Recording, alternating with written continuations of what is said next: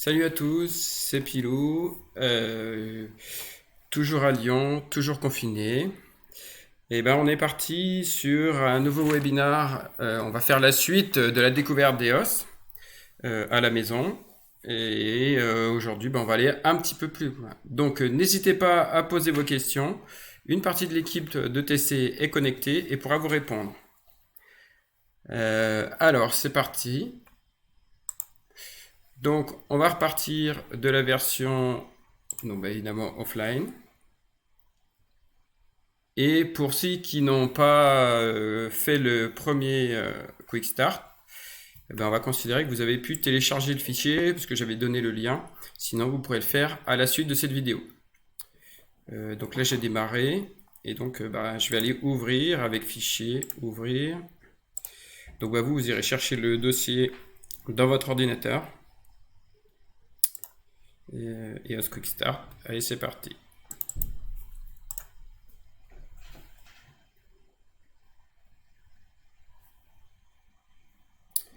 Ok, donc là j'ai récupéré ma conduite, le fichier sur lequel on s'est arrêté la dernière fois.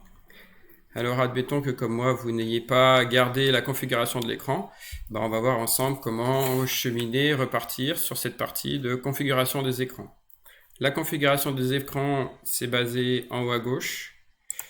Et ici, je vous rappelle qu'on peut découper l'écran en différentes parties, par exemple en deux.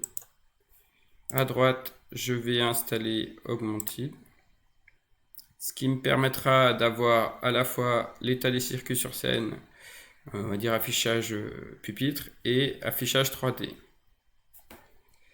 On va avoir besoin de plusieurs configs parce qu'on n'a qu'un seul écran. Alors je vais passer un écran plus grand. Voilà, comme ça tout le monde voit mieux.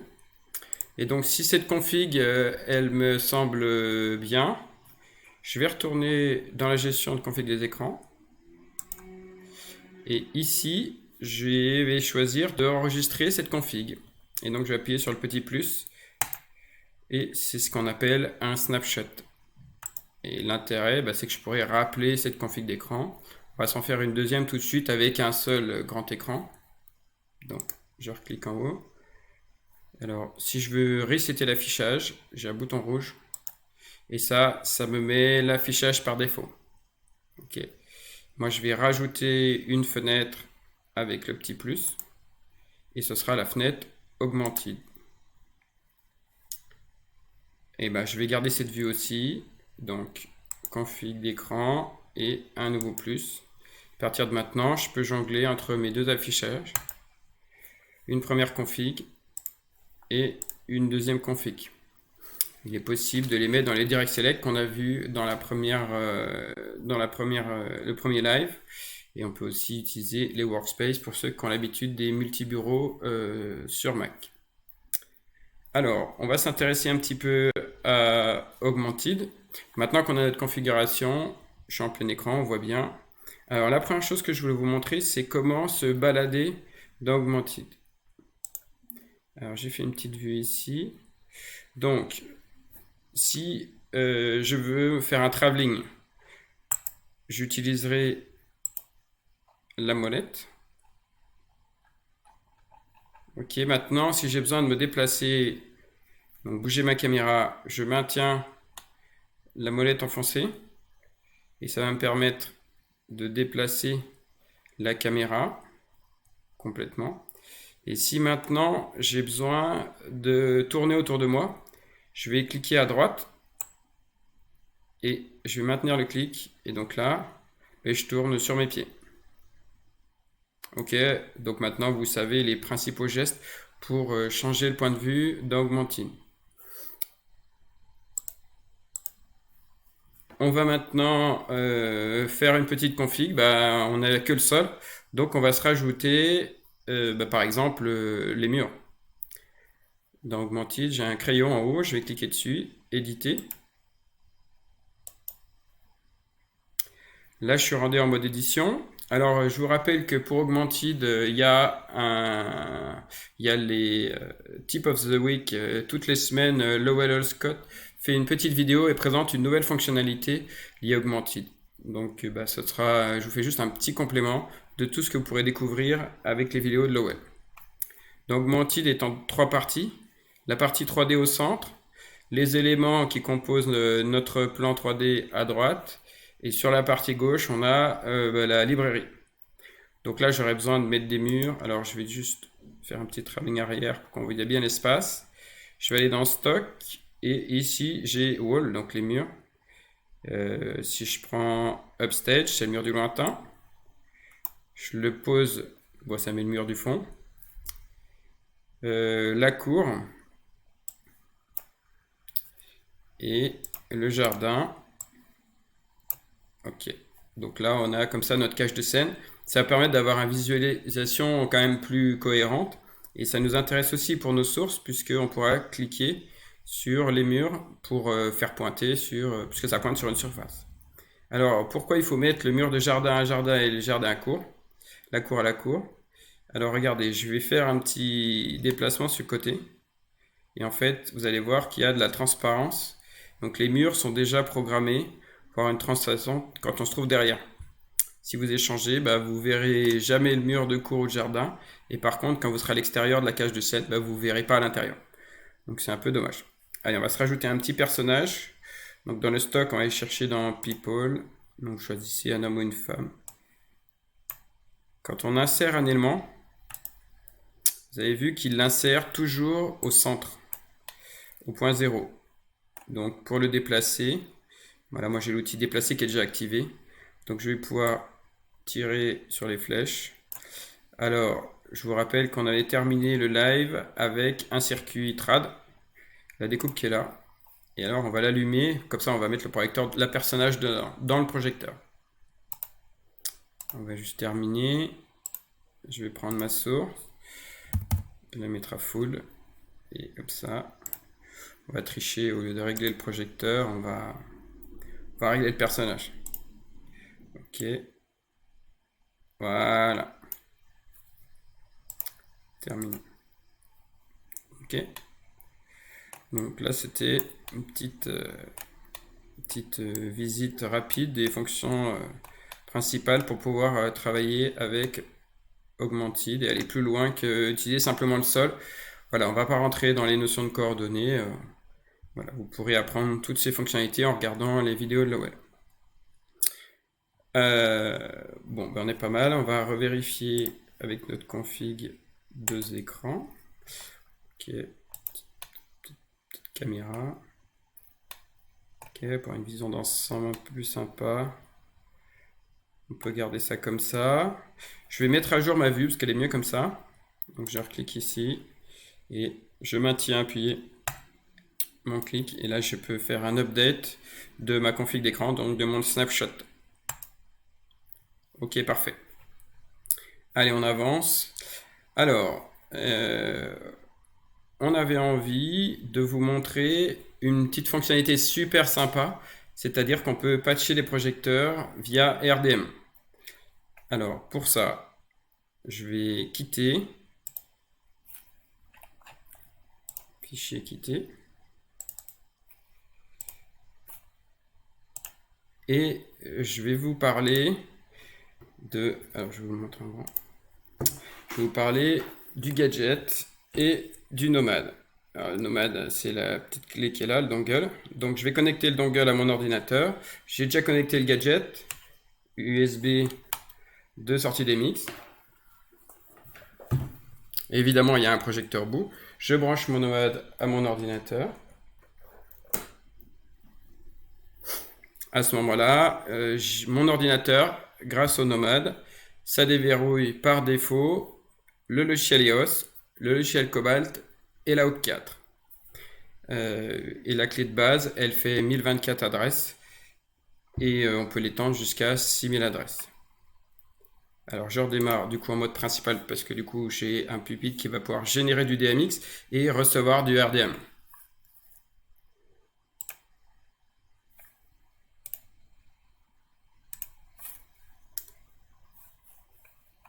On va partir sur notre vue plein écran. Donc on va récupérer la config un seul écran. On va aller ouvrir le patch. Donc je vais passer, non pas par la raccourci, mais par le menu, patch. On a vu la dernière fois le patch, on va dire, j'associe un circuit à un type. Maintenant, on va s'intéresser au patch RDM.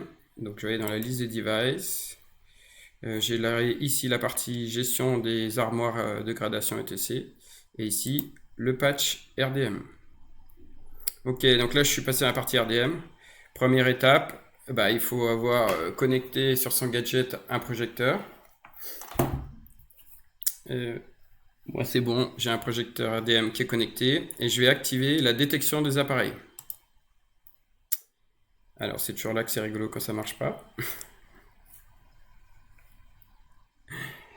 Alors, j'ai oublié de brancher un truc. Bon, c'est pas grave, on y reviendra tout à l'heure. Je vais continuer mon explication. Allez, c'est parti. Donc, on va s'intéresser à la page live. Dans la page live, on a par défaut visualisé tous nos circuits. Donc, j'ai patché les circuits de 1 à 12 qui sont déjà servis avec tous leurs paramètres. C'est la vue qu'on appelle aussi la vue en tableau. Et on a aussi un circuit trad, le 21. Alors, j'ai une question de Philippe. Un snapshot contient les 3 espaces. Les snapshots de base, non, ils sont indépendants des écrans et des workspaces. Alors, une question de Romain, on veut changer le point d'insertion dans Augmented, c'est pas possible, ça insère toujours au point 0. Quand on pose un objet, il atterrira toujours au point 0. Donc après, il faudra positionner son espace 3D de manière à ce que le point 0 corresponde à quelque chose de pratique. C'est-à-dire pas sous la scène, pas au fond de la salle ou pas derrière le mur d'arrière-scène. Alors, il y a Pierre Fanécher qui dit on n'a pas les ombres. On n'a pas les ombres. Alors, c'est tout à fait vrai, c'est lié à ma version. C'est-à-dire qu'en fait, moi, dans mes options, je suis en réglage moyen. En fait, je peux très bien lui demander de mettre les ombres. Attendez. Hop. Ça va juste consommer plus de ressources de mon ordinateur. Ça dépend de quelle version vous choisissez. Moi, je vais rester là-dessus. Mais effectivement, quand on demande un réseau réaliste, eh ben, on aura les ombres qui sont projetées. Voilà, les différentes qualités et ça va solliciter plus ou moins votre ordinateur ou votre console.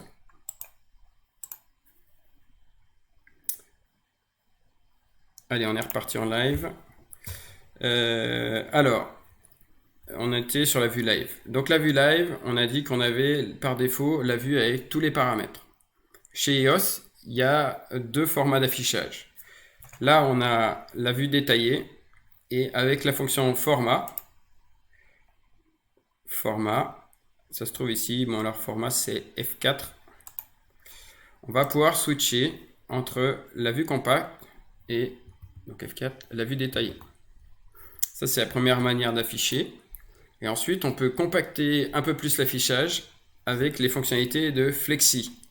Donc sur les consoles c'est juste à côté. Et donc Flexi c'est la touche F3. F1 live, F2 blind, F3 Flexi, F4 format. Vous allez maintenir F3 et là vous aurez toutes les options qui sont disponibles pour Flexi. Donc vous pouvez afficher tous vos circuits, que ceux qui sont patchés et ainsi de suite. Moi je peux par exemple rester sur ceux qui sont patchés. Si on part de l'idée qu'on a que son ordinateur et qu'un seul écran, ben on va être content de pouvoir compacter l'affichage pour arriver à avoir un espace par exemple coupé en 2 dans lequel on pourra par exemple activer le vue compact et un flexi patché. Ok, et là on peut envisager de recouper l'écran encore pour afficher sa séquence qui est pour maintenant cachée ici. On va repasser en vue plein écran. Et on va s'intéresser maintenant, on a fait des mémoires la dernière fois. On en avait fait 4 plus une mémoire 0.5 qui servira de mémoire de mise. On va y venir tout de suite. Alors, je vous rappelle, il faut faire Go, il faut appuyer sur la barre d'espace. Mémoire en cours rouge, mémoire arrivée jaune. Et on a un report ici, mémoire sur scène, mémoire en prépa, arrivée jaune. Donc on va retrouver la liste des queues avec leurs numéros, les temps associés, la durée totale, les marqueurs et d'autres informations, dont les effets qu'on a programmés la dernière fois. Donc là, il y a l'effet 1, qui était un chenillard, et l'effet 901, qui était le circle. Ici, dans les marqueurs, on va pas les voir tous, parce que c'est un petit peu fastidieux, mais on voit qu'il y a un L. Le L correspond à la colonne Move, les mouvements. L, c'est un live move. Ça veut dire que quand il y a la Q1 qui est restituée, il y a un live move. Alors qu'est-ce que c'est un live move pour iOS? Ben, c'est un mouvement à vue qui pourrait être calé. Hein, si vous vous rappelez, je vais me remettre en vue double. Évidemment, je me trompe de config. Ok. Si je vais à la Q2, là, il y a bien un mouvement sur scène, mais c'est pas considéré comme un live move. Ah non, ça a été programmé, on n'a pas éteint les projecteurs. Donc automatiquement, bah, il va considérer que c'était notre volonté. Par contre, donc on revient en arrière, espace pour avancer, contrôle espace pour reculer. Quand j'envoie la 1, ben, je vois que il s'était pas calé. Et là, en l'occurrence, bah, j'aimerais bien que ça se cale tout seul. La console me signale un live move, ça veut dire que j'aurai tout intérêt à activer la fonctionnalité d'automarque.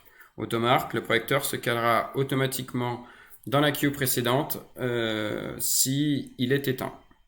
S'il est éteint, il se calera pendant la queue précédente. S'il n'est pas éteint, il va attendre qu'il s'éteigne pour se caler. Et puis bah, s'il ne s'éteint pas, il fera le mouvement sur le go. Alors, on va aller dans le menu. Et dans le menu, on va aller dans le setup, le premier setup, réglage système. Et dans réglage système, on a la deuxième ligne, deuxième option, c'est réglage des queues. Et là, on a la fonction automarque qu'on va activer. Ok, on va s'arrêter là pour le setup. Live. À partir de maintenant, si je reprends ma séquence, je vois que mon live move a disparu.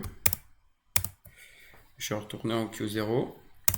Quand je vais restituer la Q1, alors il y a des notions de couleurs, on les verra soit aujourd'hui, soit jeudi. Et on va, de couleur de l'affichage, on voit qu'il y a un M qui est apparu, bah, ça veut dire que les projecteurs sont calés, ils sont donc marqués parce qu'on est en mode automarque. Et quand j'envoie la Q1 avec ma touche d'espace, les projecteurs sont calés. Il y a des moments, c'est auto, c'est-à-dire que si c'est possible. Là, c'était prévu au mouvement live, donc on reste avec un mouvement en live. Ok, on va reprendre une petite vue de ce qu'on peut configurer dans le PSD.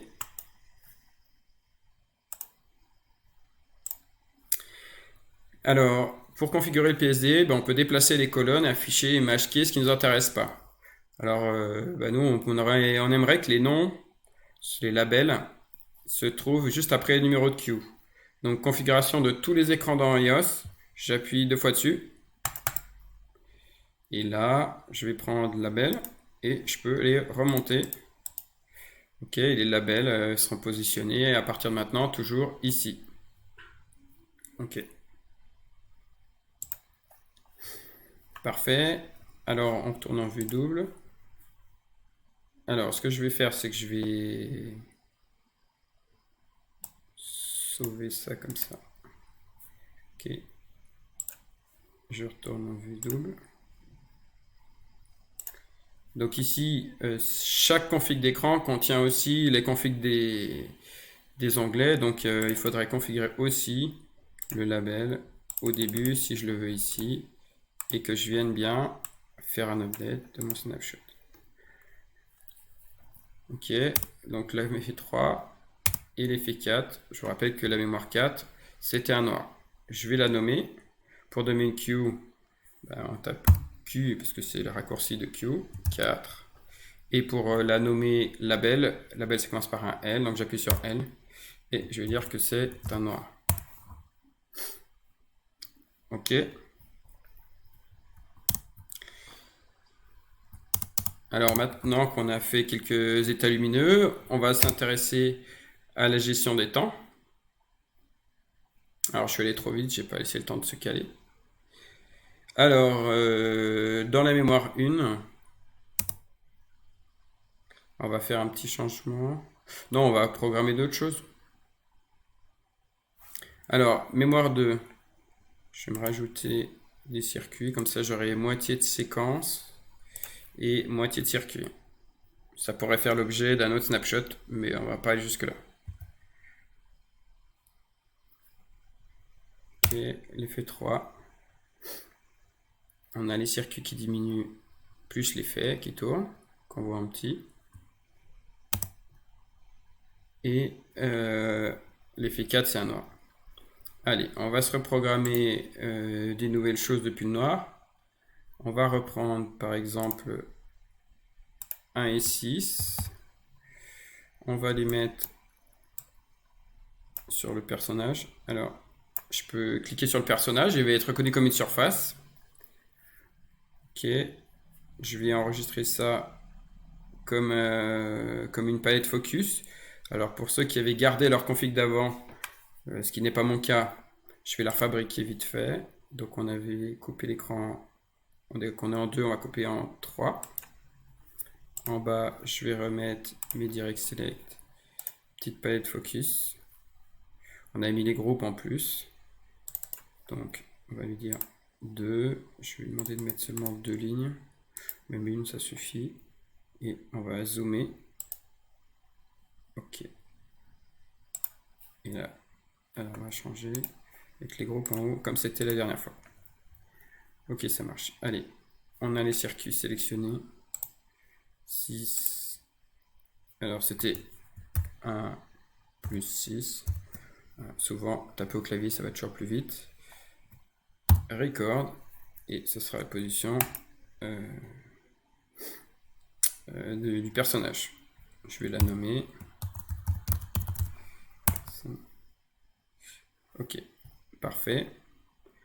Donc ça, ce sera ma prochaine queue. Donc record 5. Ok. Et puis ensuite, on va rajouter la face. Donc c'était 21. Alors c'est un peu petit. Donc je vais utiliser le redimensionnement de la fenêtre. Ok. Maintenant que j'ai ma config à peu près celle que j'avais avec vous la dernière fois, je vais réenregistrer ça comme troisième snapshot. Et on va faire un troisième snapshot. Ok. Il n'y voit rien, donc je zoome un peu. Pour en prendre l'habitude de faire un update, sinon bah, on finit par perdre ce qu'on avait modifié pour améliorer les choses. Ok, j'ai ma face en plus. Et puis on va lui dire que ça, le 1 et 6, il passe à 30. Ouais, on n'y voit pas grand chose. Et on va rallumer les sols. Donc le bas, full. On peut lui remettre une petite couleur. Alors bah, j'ai mangé l'outil, donc mais on peut venir chercher un petit truc chaud comme ça. Ok, allez, record 6. Alors là, on pourrait donner un temps à la transition en direct, comme j'avais fait la dernière fois, avec la fonction time. Il y a un raccourci, sinon c'est i, comme in time. Et je pourrais le mettre en 8 secondes. Ok, donc là on a fabriqué une nouvelle mémoire. Ok, donc on a la phase qui va arriver, le sol en nombre, et puis on a les deux comptes qui vont diminuer. Alors du coup, ce qu'on va faire, c'est qu'on peut dire, bon bah ok, on peut dissocier in et out, tout simplement parce qu'il y a des projecteurs qui augmentent et des projecteurs qui diminuent. Et donc pour donner les temps in-out, ben, on va taper time. Dès l'instant que je tape time, c'est pour la queue en cours. Je peux donner un temps à n'importe quelle queue numéro, time, les valeurs en bout et enter. Il n'y a pas besoin de la mettre sur scène, ni besoin de l'éditer. On n'ouvre rien, on va juste lui dire simplement ce qu'on lui demande de faire. Alors, j'ai oublié de faire un petit rappel là-dessus. Je suis passé très vite. Tout ce qu'on tape sur iOS se trouve dans la ligne de commande. La ligne de commande, c'est la partie basse de tous vos écrans. Tous vos écrans ont en bas marqué ce que vous faites. Donc là, j'ai tapé Q6, time. Donc ça écrit ce que j'ai tapé. Alors en fait, j'ai pas tapé Q6. C'est la dernière Q qui était restituée et sélectionnée. Donc quand j'ai tapé time, c'était forcément pour la Q en live. Pareil, assez simple et efficace. Et donc si je me mets à un temps séparé apparition de disparition, je peux donc lui dire apparition 3 et utiliser slash, la touche slash. Sinon vous allez le chercher dans le clavier virtuel et 10. Voilà, à partir de là, on a séparé in et out. Ensuite, on va allumer de 2 à 5. Je vais les mettre en position. Alors, on va garder ça, mais on va piquer un petit peu. Donc, on va tilter pour les avoir un peu moins dans la figure. Alors, c'est plus judicieux de les utiliser de là, parce qu'on voit ce qu'on est en train de faire.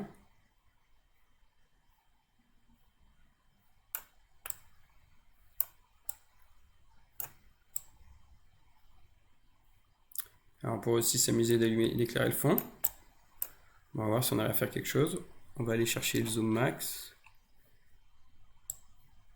Zoom, zoom, zoom.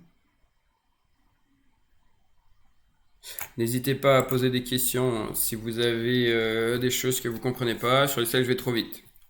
Ok. Donc, voyez, la ligne de commande vous annonce toutes les commandes que vous faites. C'est aussi ce qui est injecté dans la fonction undo, qui permet d'annuler et de réparer toutes les bêtises que vous avez faites. Si vous avez besoin de revenir en arrière, undo. Et undo va vous proposer toutes les commandes. Ça vous permet aussi de savoir ce que vous avez fait. Ok, donc pour vider la ligne de commande, c'est la fonction effacer de votre clavier. Ok, allez, on va prendre le projecteur.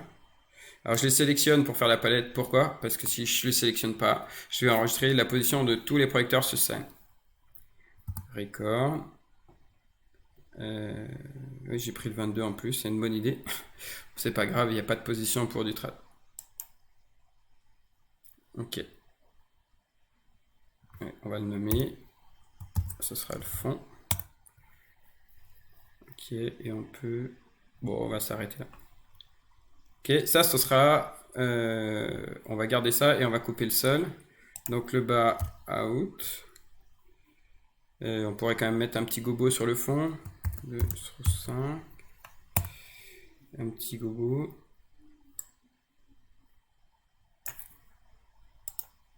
Alors, on va aller pour... Alors, Augmented va simuler la netteté. Alors, la netteté, ça va être pour vous donner une idée de quelque chose. Il ne faudra pas aller attendre que ça soit cohérent avec... voilà, il peut juste d'avoir un flou ou un net. Ok, allez, c'est parti. J'enregistre ça comme mémoire suivante. On peut aussi faire record. Pour la suivante, on peut faire record next. Alors, next, c'est la touche page bas. Et le précédent, last, c'est la touche page haut.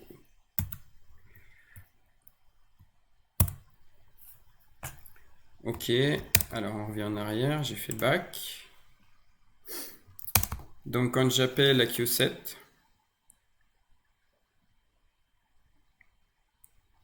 ok, on va aussi éteindre les petites choses qui traînent. On va couper 1 et 6. Out. Ok, on va mettre à jour la mémoire. Donc, on va utiliser la fonction update. Quand j'utilise update, il y a un menu qui vient lui me proposer de me dire qu'est-ce que j'ai changé. J'ai changé l'état de 1 et de 6 et il me propose de faire un update de la Q7. Alors, on va revenir un petit peu en arrière. Quand vous programmez, à chaque fois que vous faites un changement, vous allez modifier des choses. Donc là, on va partir sur un plein écran. Tout le monde voit bien. Ok, on va faire compact. Donc format. On va zoomer un petit peu. Voilà.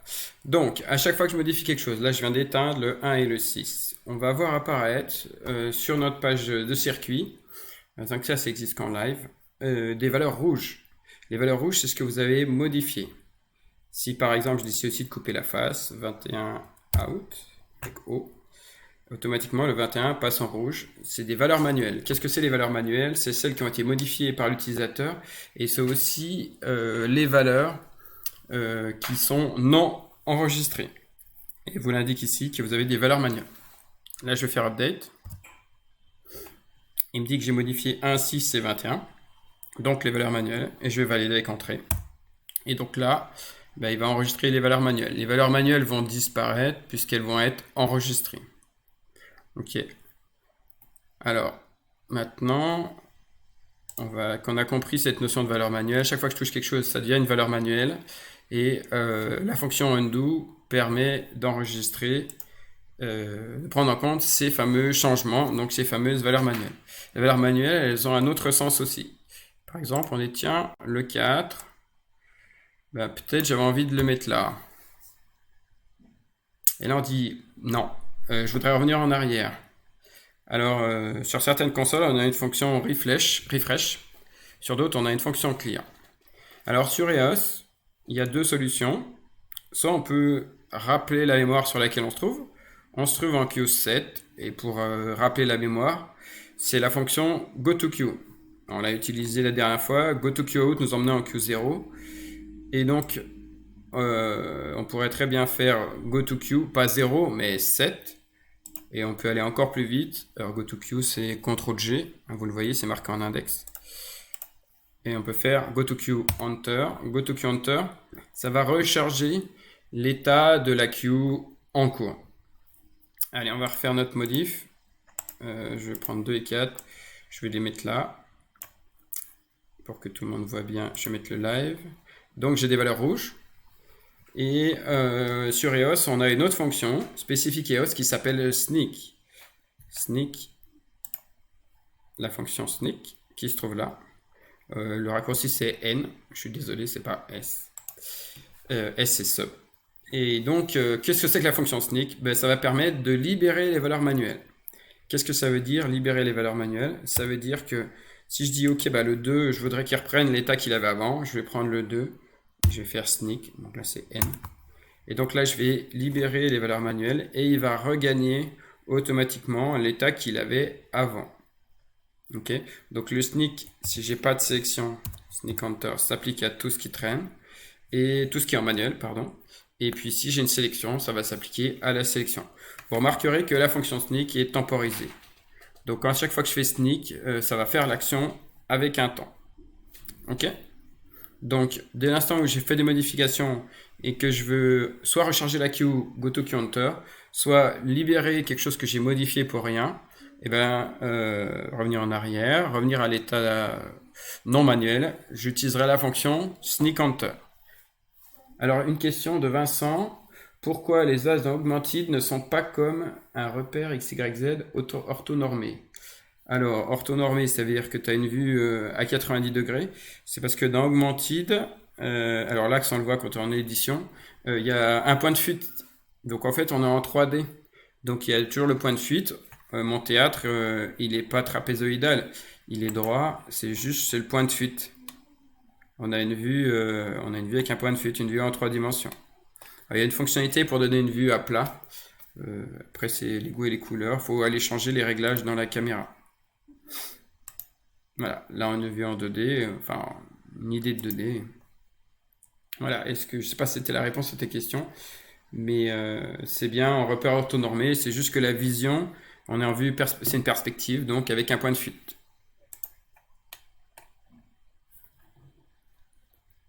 Pas d'autres questions? Allez, on continue. Alors, on a dit goToQueue recharge la queue. Maintenant, si on a besoin de faire un saut, on dit ok, on va repartir de la mémoire 4, on va repartir du noir. Et goToQueue, CTRL-G 4. Et hop, ça me permet de faire un saut à la Q4.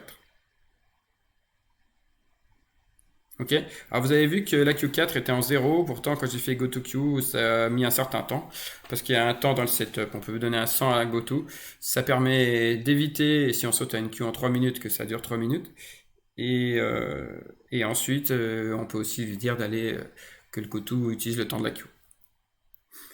On a vu ensemble qu'on pouvait mettre des temps in, out. On peut aussi mettre des délais avec la touche délai, délai in, délai out. Et on peut aussi aller plus loin dans les temps. Donc dans la Q6 ou dans la Q5. Allez, on va partir de la Q5.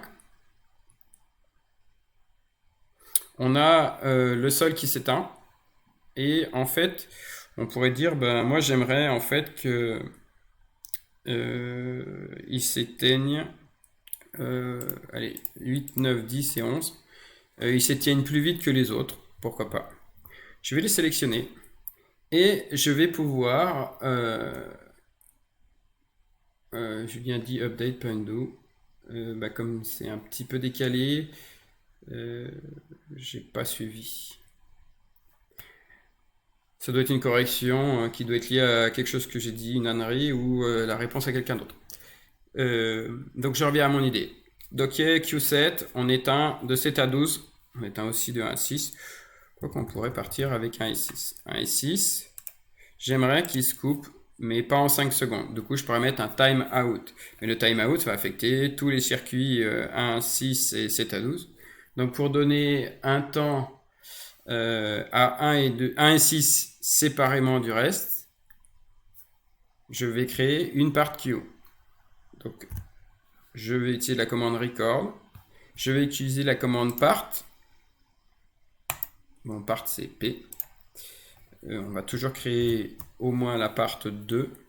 On peut couper une mémoire, une queue en 20 part queue.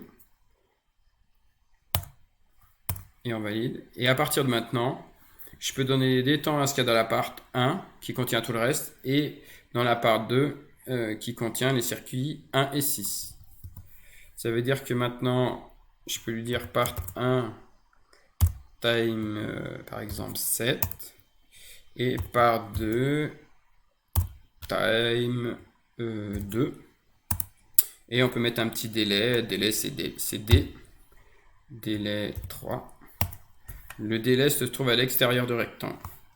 Je fais un petit go back. Alors, je ne sais pas si vous allez bien voir, mais c'est 1 et 6, il tombe ici et là. C'est sûr que si je mettais les ombres, on verrait un peu mieux. Et donc du coup, on va avoir le délai qui est découlé, puis 1 et 6 qui s'en vont, pendant que tranquillement, tous les sols vont se couper. Voilà, donc ça c'était la fonction part queue. Vous pouvez créer jusqu'à 20 parts pour chaque queue. C'est ça qui va permettre de donner les temps particuliers. Je vous propose aussi maintenant, bon, s'il y a d'autres questions, n'hésitez pas. Bien évidemment, il y a encore des milliers de choses à voir. Une fonction qu'on adore quand on est CEOS, c'est j'aurais besoin d'informations pour tel ou tel circuit, par exemple. J'aimerais avoir des informations pour le circuit 1 et on a une fonction pour ça. C'est la fonction about. Alors, raccourci curieux, Y. About va me donner toutes les informations relatives. Alors si j'ai oublié mes lunettes, je peux mettre plus ou moins gros. Va me donner toutes les informations relatives au circuit 1.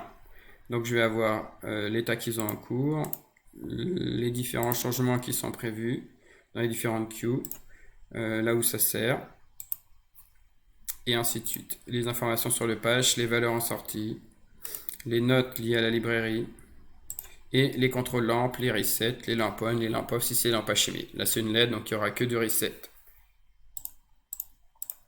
Donc voilà, j'ai une question about est là. Et par exemple, alors là vous auriez pu voir que on était dans la part 1 ou dans la part 2. Okay. J'ai une question sur la Q7. Q7.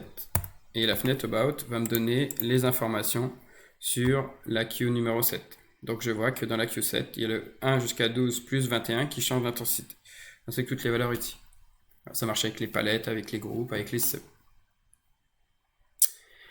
Écoutez, s'il y a d'autres questions, n'hésitez pas. Sinon, je vous propose qu'on s'arrête là pour cette deuxième partie.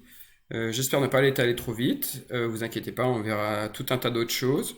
Je vous ai donné quelques outils pour aller plus loin avec l'outil Augmented pour améliorer un peu votre visuel. On a vu comment déplacer un personnage. Vous pourriez faire la même chose avec les murs, jardins et cours. Bien évidemment, vous pouvez aussi changer la taille. si vous voulez un sol plus grand, des murs plus ou moins hauts. Si vous vouliez faire un cadre de scène, vous pourriez utiliser le mur de face que vous pourriez élever à la hauteur qui vous convient pour faire le cadre de scène, par exemple. On vous donnera en lien un tutoriel qu'on appelait historiquement le TBT, T-Break Tutorial, qui vous permettra de faire de l'auto-apprentissage tout seul. Vous mettez devant iOS et ça vous permettra. Alors c'est basé sur le 2.9. Voilà. Alors il y a Pierre qui demande le contenu des parts. Très bonne question. Alors le contenu des parts. Alors on va se mettre en vue plein écran. Tac. Live. Alors, quand on est en live, en fait, il y a un raccourci, c'est About. Je disais, ça c'est plus pour Pierre, mais il le sait. C'est About, Y et Part. Et à ce moment-là, on voit qui est dans P1 et qui est dans P2. Donc je vois bien que le 1 est en P2, le 6 est dans P2 et que tout le reste est dans la part 1. Voilà. On verra jeudi ou la semaine prochaine la partie blind où on voit bien ce qu'il y a dans chaque part. Voilà, les parts existent de façon séparément. Voilà, d'autres questions?